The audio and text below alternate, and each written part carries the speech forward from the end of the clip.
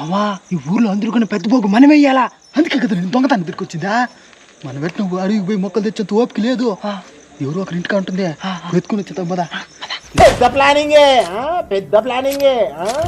పదా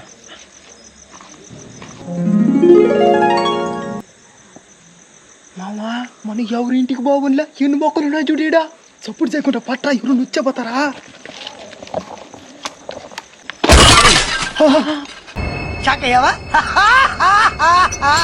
మరి నువ్వా రా పట్టరే, ఎవరు నొచ్చపోతారా. నువ్వు దొంగతనంకి వచ్చినావా. మందే మొక్కలు డబ్బులు పెట్టుకున్నాం.